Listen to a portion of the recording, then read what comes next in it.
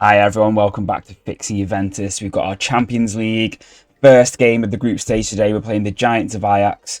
We've also got a little bit of transfer business that we managed to get done, and we've also got the last few games to look back on where we managed to get our first win of the season. Let's go!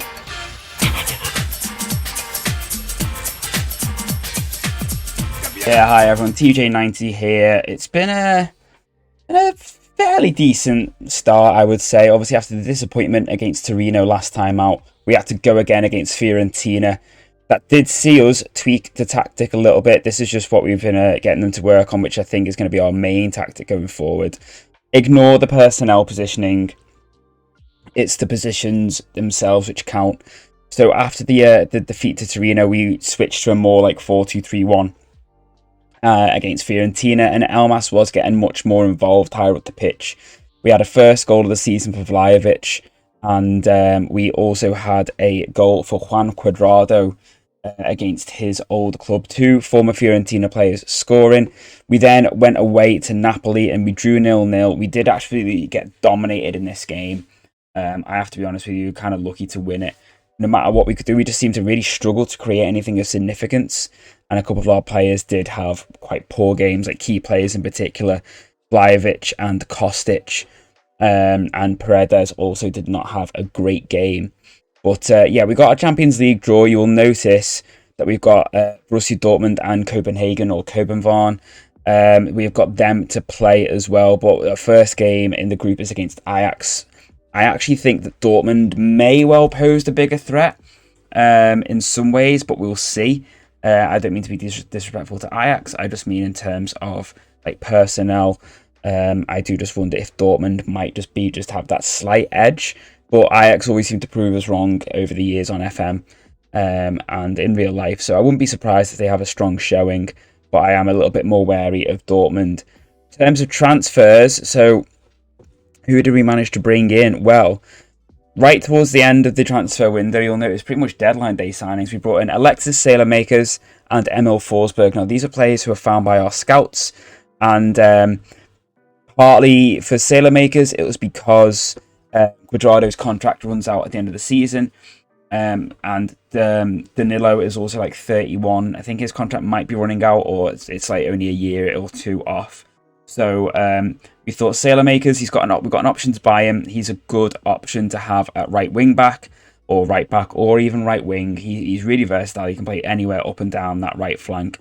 And in terms of Forsberg, basically just another creative option. I think the game against Napoli really highlighted how when Kostic is having a poor game, we don't really have anyone who can jump into that left wing role who's fit, because Di Maria came back. He made one substitute appearance against Napoli, and then literally 2 days ago, bear in mind he's not played a competitive game for about 13 days at this point, he gets injured in training and I think is out for about 4 weeks. Yeah, 2 to 4 weeks. So I'm already feeling like I probably won't be able to rely on Di Maria if this is anything to go by. So having another creative option in Emil Forsberg, who can play either a number 10 or in off the wing, I feel is a really, really good option to have. So he comes in and he joins the other signings we made in Elif Elmas and where is he? Antonio Silva. There he is, our Benfica centre half. So, but what it means is with the personnel we've got, we are actually able to start working a little bit more on this 5-3-2. With the likes of us being able to play Saelemaekers and Danilo there, having 3 centre halves who we can use. Obviously, we don't really have many other options. We have Federico Gatti, who is really not good enough to be a first team option for us. But so I feel like we might sort of try and blood this in over this season.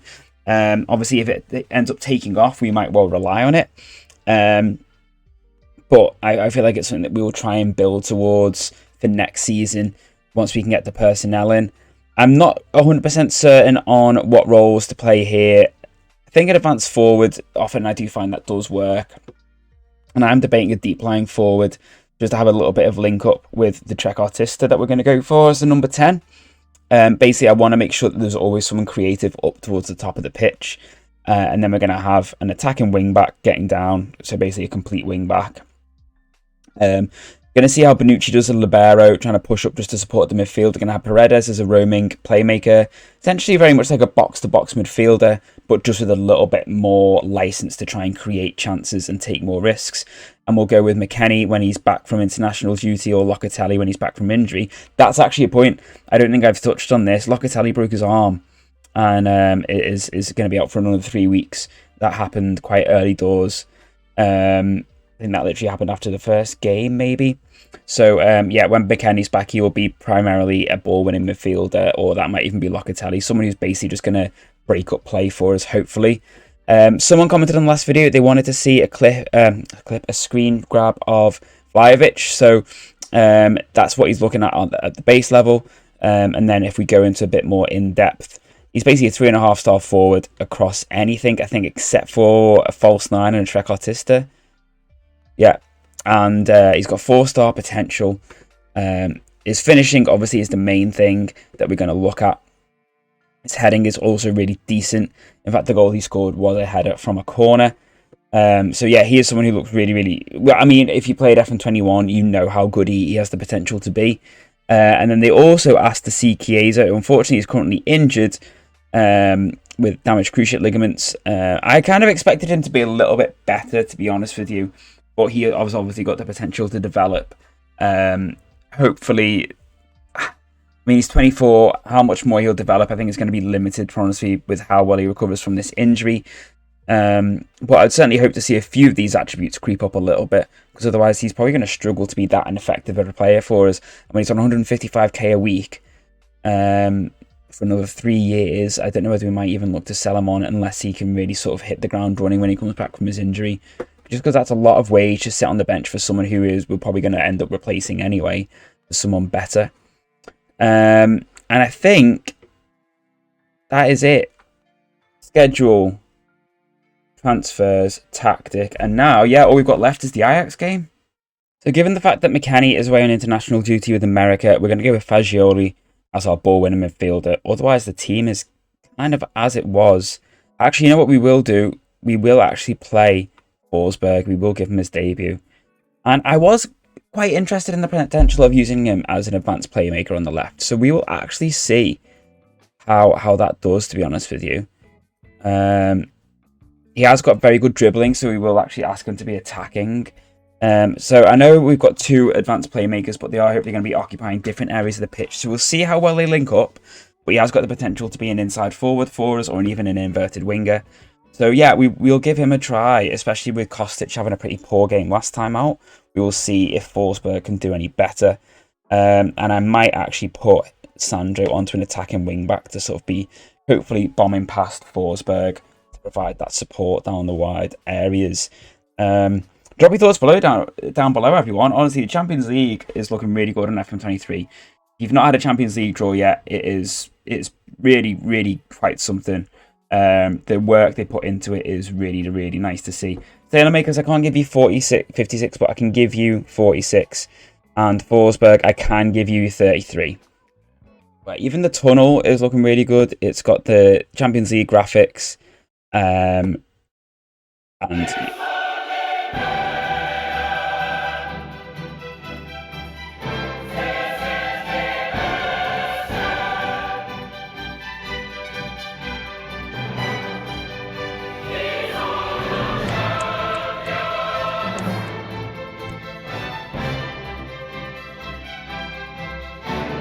our Juventus team. We're not going to see our Juventus team. We're just going to see the Ajax team.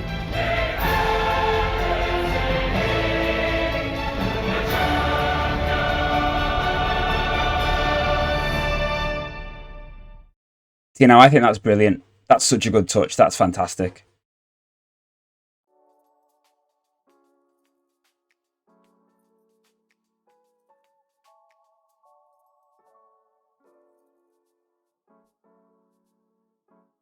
Oh. Dushan! Lovely free kick inside 8 minutes to put us in the lead. Cracking free kick right on the edge of the area. And he smashes it in, and Pasveer in goal had absolutely no chance. Pasveer.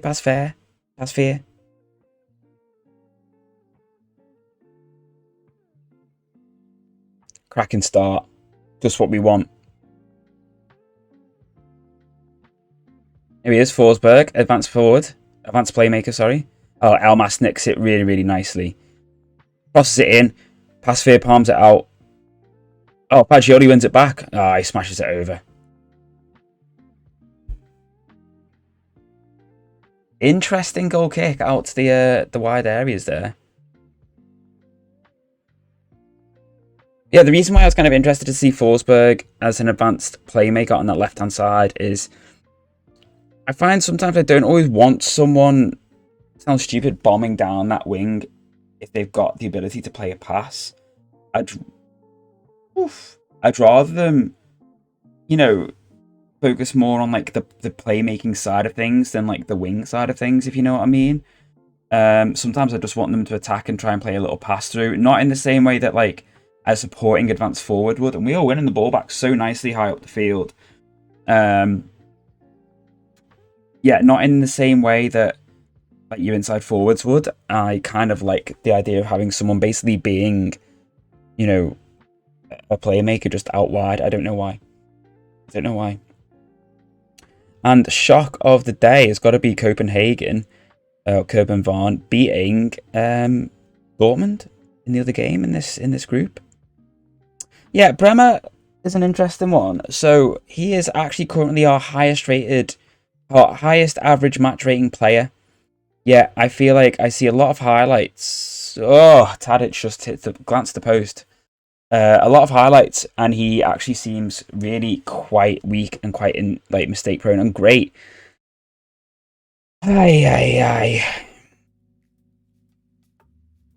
I'll try to see if Milik does alright. He's better as a supporting, but I'll see if he does okay as an attack. But we may look to play him as an advanced forward. I just want to see how the deep lying forward does mixing with Elmas and Forsberg. But Vlahovic out injured, which is not what we need. But you know what, as it stands, that was a nice first half of football. And apart from Tadic hitting the post from 25-30 yards, yeah, they've not actually had a shot on target. But yeah, Bremer seems to get really high match ratings. Like I said, he's our highest average match rating player. Yeah, I do see him make an awful lot of errors, and I don't know how much of that is he's well off. He was so offside, miles offside. And yeah, I don't know whether it's because he loses the ball quite a bit, but then wins it back. So, and I guess maybe because he's a defender, the match engine and match analysis prioritizes the tackling side of things rather than his sort of ball retention skills, maybe. I don't know. But that was nicely off the line then, and Bergwijn is in, and that's a great save by Szczesny. Oh, Bergwijn was offside. I mean, you know, never mind for them.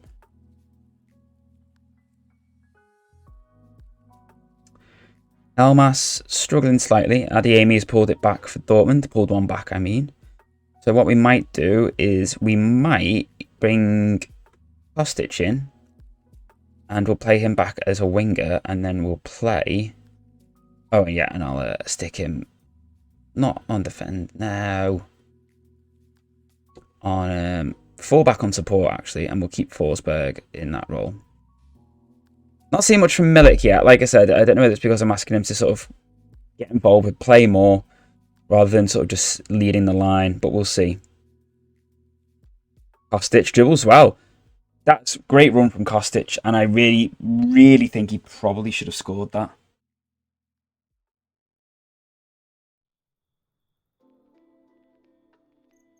I have to look to bring off Paredes soon as well. He's not having a great game. He's booked. He's going to start tiring. Go on, let's try him as an advanced forward on attack.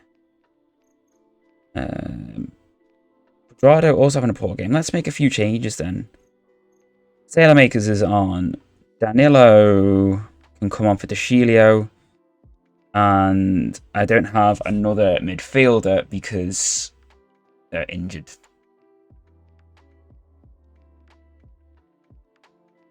No, keep playing. Two playmakers though is always a bit risky. Box to box, there we go.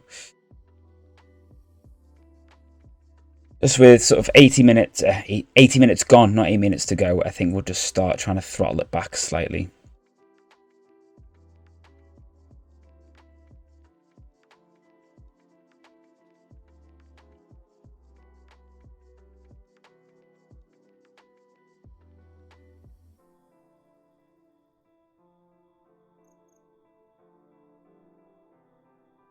That should be away. Thank you, Paredes. And that should be away again. That's fine. That's fine. We'll take that. We'll take those sort of shots from outside the box, those hopeful efforts. Is Vindal. Oh, yeah. Great bit of defending by Bremer. Bremer is getting man of the match today, and to be fair, I can kind of see why at the moment, because he is actually having a bit of a stormer. Come on, lads. Got to hold out here. Great tackle from Kostic. And I think what we might well do is really try and sort of park the bus almost, really.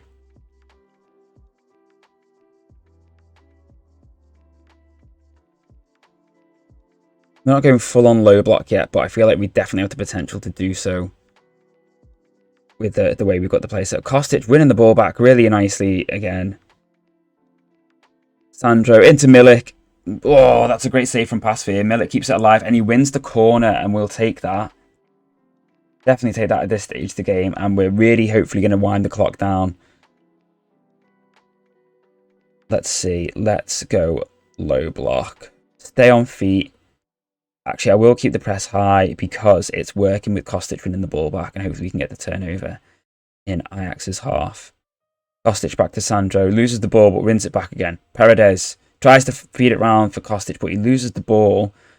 And now Ajax can counter. Sailormakers comes across. He does get a block in. That was good. Fagioli back to Bonucci. Back to Fagioli. Paredes plays a interesting attempted knockout to Kostic. Not quite what we wanted, though. We do have a throw in with a minute to go.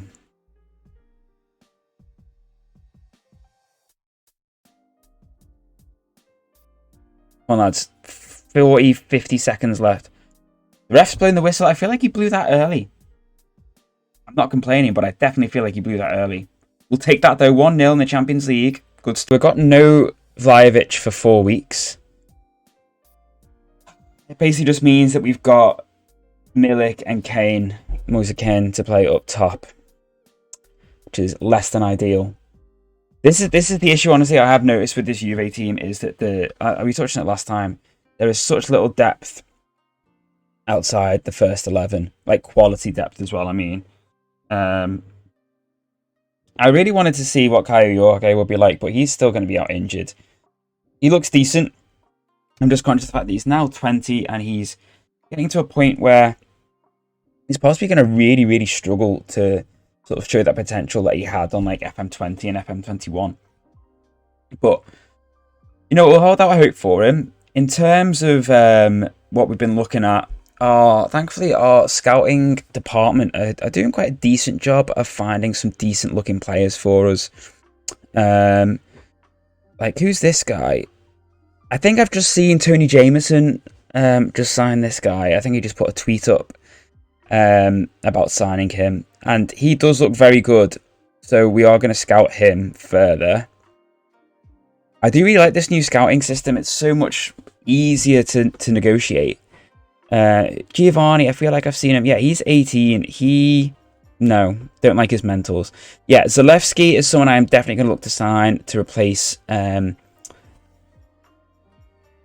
Santos at left back going forward. Who else? There was someone else that I've been looking at as well. Oh. These are all players that my scouts have brought to me. Oh, who was it? I'll remember next time. Is it going to be on my short list?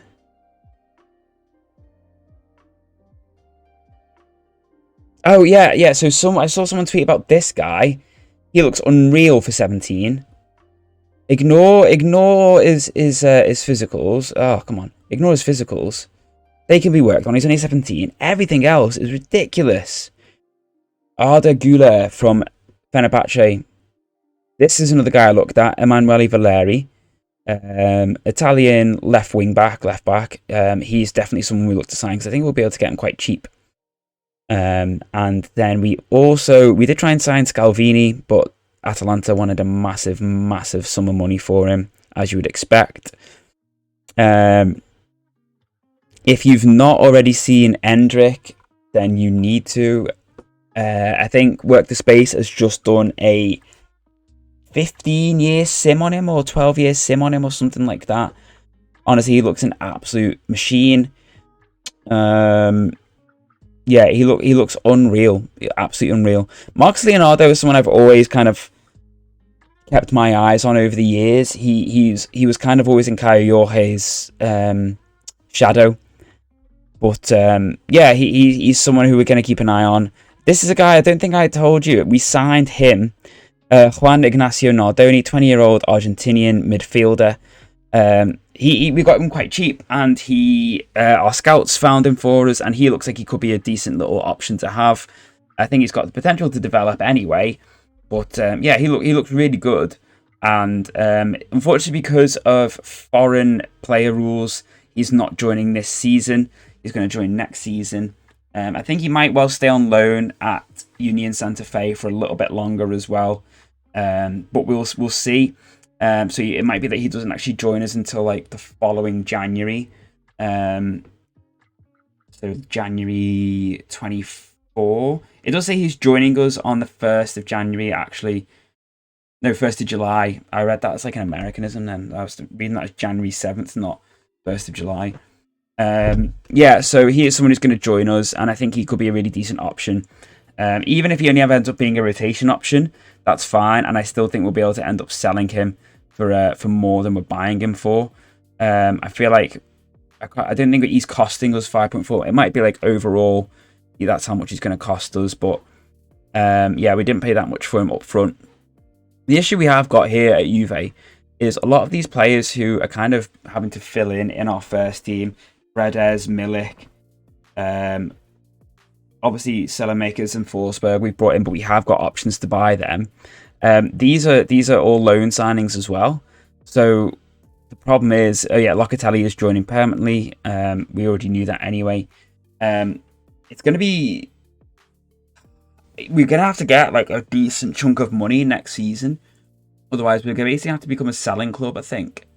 And probably sell the likes of Fagioli, Moretti, hopefully for like big sums of money, because a lot of the other players we've got, like Pogba, Chiesa, who obviously are generally quite valuable, because of their injury status, it's really going to be difficult for us to highlight their abilities. We will get in the likes of Artur back and Zakaria, but again, not really stellar options for us. Pellegrini is someone who could definitely do a job in that left wing back role for us, as could Kulusevski. If we're lucky enough to get him back, he can obviously play in that attacking role, but as it looks likely in real life, he's going to get signed by Spurs. And then Nicola Rovella I got a really helpful report in the Data Hub about him. He is far... Where's the report I got? He apparently is absolutely smashing. Is it going to show me?